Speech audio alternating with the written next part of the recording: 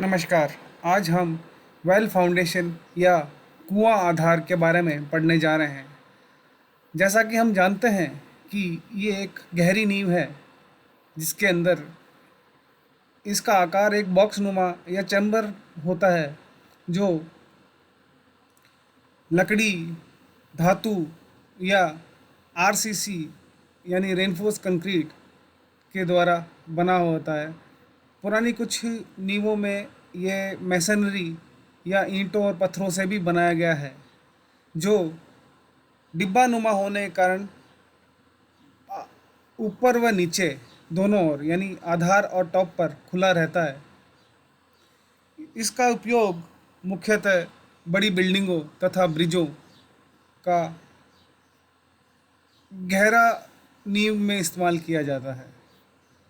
इतिहास गवाह है कि बहुत समय पहले ही भी इस तरह की नींवों का उपयोग किया गया है, जैसे ताजमहल इत्यादि में इस तरह की नींवों का उपयोग देखा गया है। इसे वेल कैसिन भी कहा जाता है। वेल कैसिन एक प्रकार का पहले से बना हुआ हॉलो बॉक्स होता है जो बेलनाकार या अन्य आकार का होता है।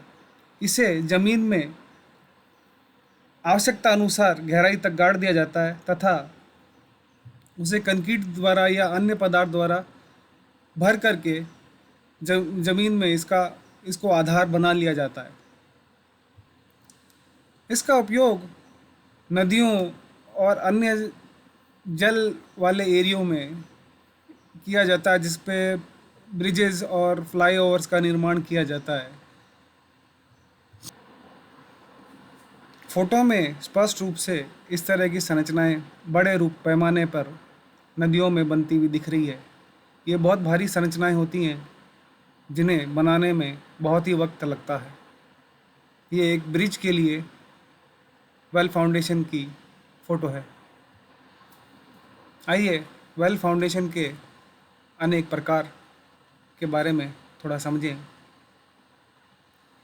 आकार के अनुसार जैसा कि आपको सामने दिखाई दे रहे हैं, circular, rectangular, double D rectangular, double octagonal well, double D well इत्यादि स्पष्ट रूप से आपको नज़र आ रहे हैं।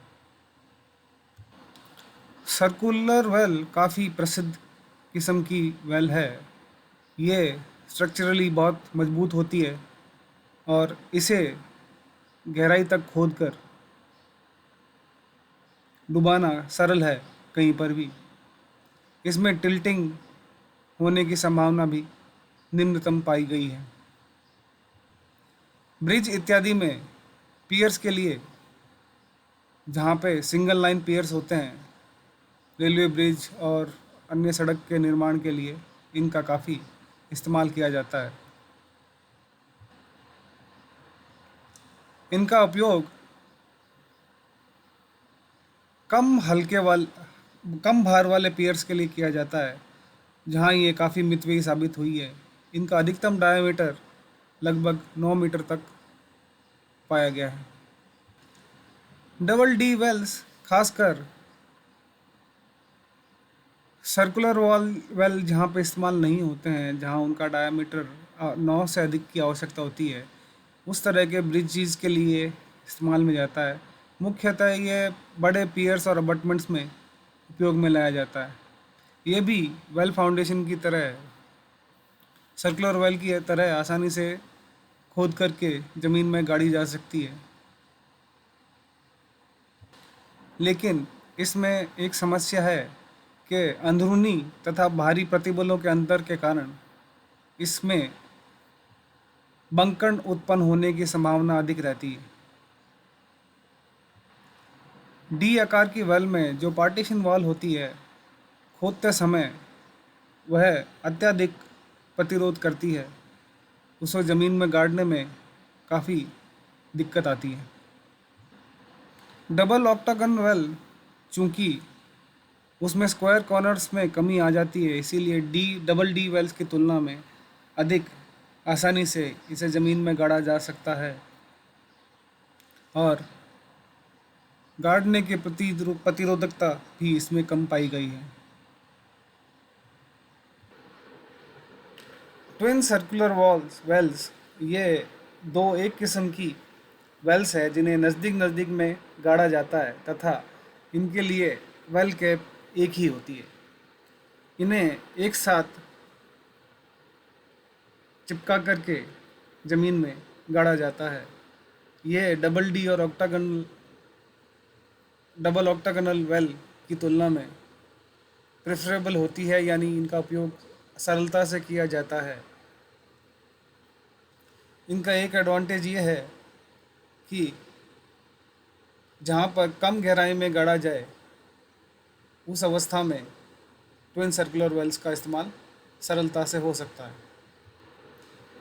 रेक्टेंगल आकार की वेल का उपयोग मुख्यतः ब्रिज के आधार के लिए किया जाता है, जहाँ पर गहराई 7 से 8 मीटर तक होती है।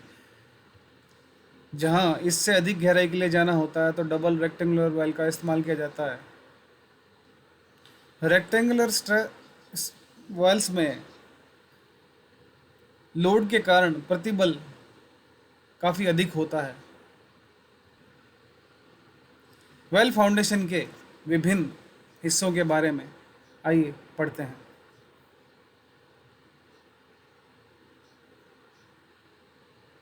जैसा कि चित्र में इसके विभिन्न हिस्से दिखाई दे रहे हैं, आइए उनके बारे में थोड़ा और डिटेल में पढ़ते हैं। स्टेनिंग कुएं की या वेल की दीवारें स्टेनिंग कहलाती हैं। ये brick masonry, stone masonry, concrete, timber इत्यादि से बनी होती है। इनका विकल्पन स्किन फ्रिक्शन तथा इकाई भार के आधार पर किया जाता है।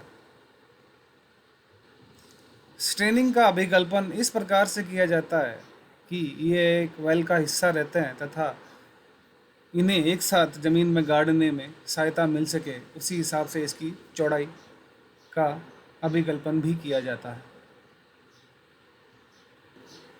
कर्व कर्व वेल का वह नीचे वाला हिस्सा है जो काफ़ी तीखा होता है और इसी की सहायता से उसे वेल को ज़मीन में गाड़ने में आसानी होती है। इसमें एक कटिंग एज यानी कटिंग शू नीचे ही नीचे होता है। यह आरसीसी या लकड़ी से बना होता है। इस पर लगने वाले बल चित्र में दिखाई दे रहे हैं। स्वयं के भार के अलावा फ्रिक्शन इत्यादि भी इसमें लगते हैं। सैंड फिलिंग जब निर्धारित गहराई तक वेल फाउंडेशन पहुंच जाती है तो उसके नीचे तली पर कंक्रीट द्वारा उसको नीचे से ढक दिया जाता है, जिसे बॉटम प्लग कहा जाता है। क्योरिंग के पश्चात वेल को बीच में खाली स्थान में रेत इत्यादि से भर दिया जाता है, जिसे हम लोग सैंड फिलिंग कहते हैं। सैंड फिलिंग का मुख्य कार्य वेल के आधार को स्थिरता प्रदान करता है तथा वेल के आधार पर या उसके बेस पर के बलों का प्रभाव को कम करता है। वेल को पूरी तरीके से भर देने के पश्चात ऊपर का हिस्सा जो खाली ढका हुआ नहीं होता है उसे ढका जाता है। इसे टॉप प्लग कहते हैं। टॉप प्लग द्वारा ऊपरी पियर या कॉलम का भार सुपर स्ट्रक्चर से होता हुआ उस पर आता है तथा टॉप प्लग द्वारा स्टेनिंग में हस्तांतरित होता है।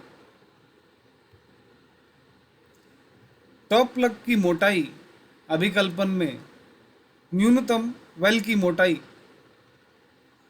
से 50% अधिक रखी जाती है।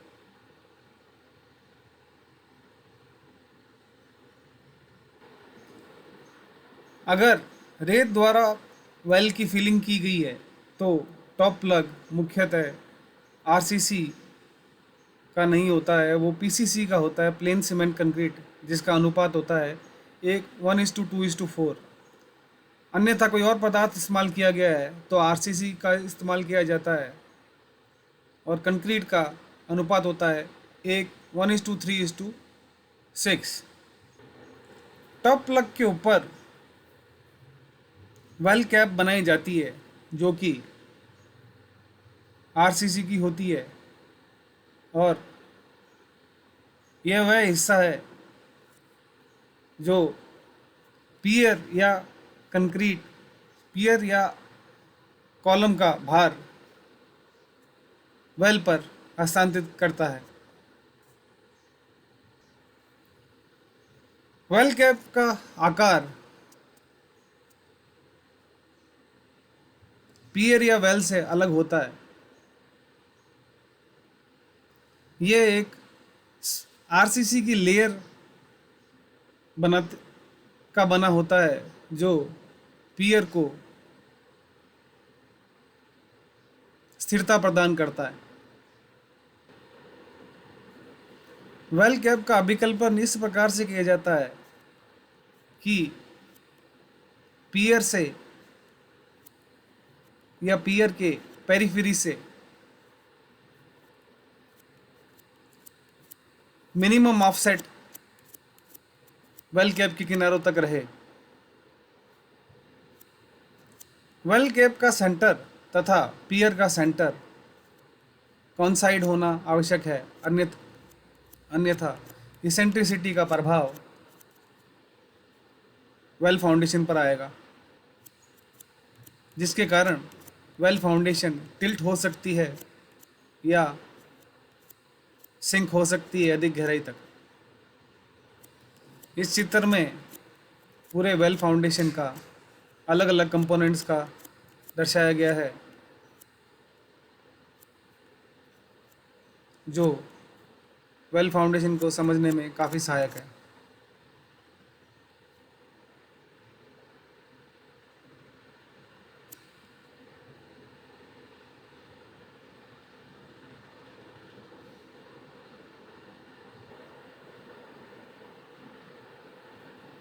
चित्र में ब्रिज दिखाया गया है जो वेल फाउंडेशन पर आधारित है।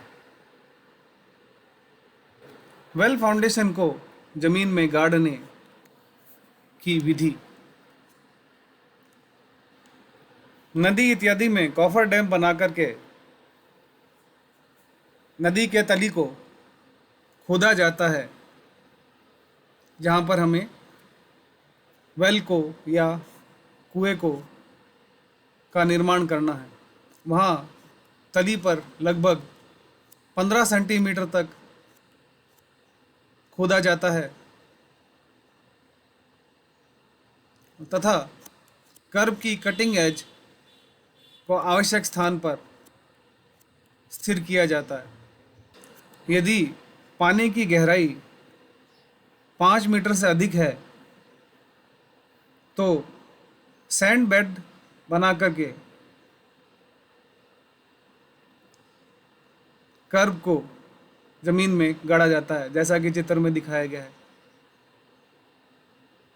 कर्व को जमीन में गाड़ने की शुरुआत करने के साथ साथ स्ट्रेनिंग या उस पर दीवार बनाना शुरू कर देते हैं। शुरुआत में ये 1.5 मीटर ऊंची होती है, उसके बाद में 3 मीटर, फिर 6 मीटर।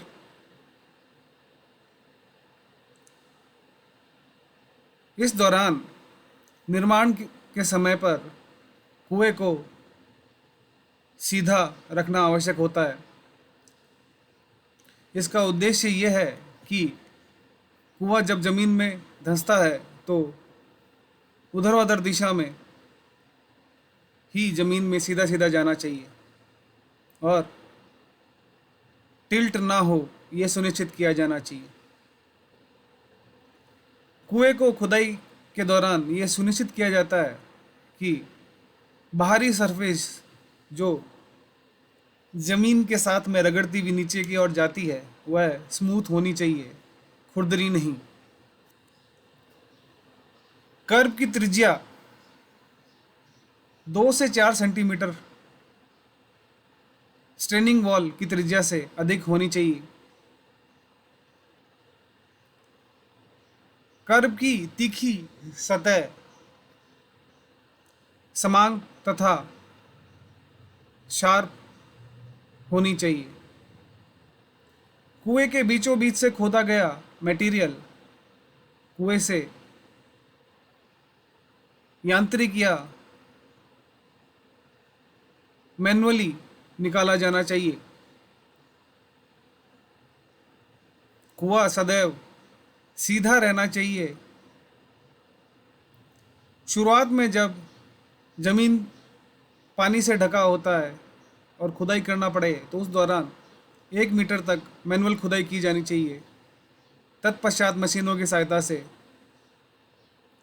खुदाई होनी चाहिए।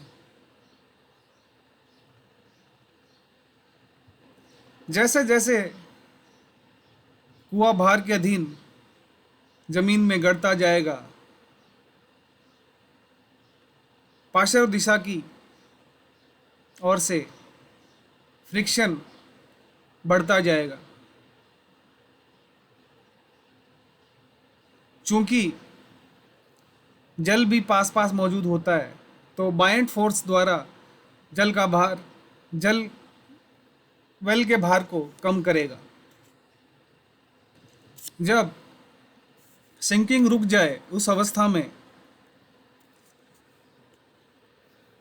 भार लगा करके, जिसे हम लोग नेटलेज बोलते हैं, जैसा कि चित्र में दिखाया गया है, की सहायता से उसे जमीन में गाड़ने की कोशिश करते हैं। यदि ये भी सफल ना हो तो स्ट्रेनिंग की बाहरी सतह पर ग्रीस इत्यादि लगा करके फ्रिक्शन को कम किया जाता है। अंत में आवश्यक गहराई तक गाड़ देने के पश्चात स्ट्रेनिंग को 2 से 3 मीटर और ऊपर उठा देना चाहिए ताकि भार व्यवस्था बनी रहे। चित्र में आपको स्पष्ट हो रहा होगा नेटलेज या भार, अतिरिक्त भार लगा करके ज़मीन में कैसे गाड़ा जाता है वेल को। इसी के साथ आज ये वेल फाउंडेशन का टॉपिक हम समाप्त करते हैं। धन्यवाद।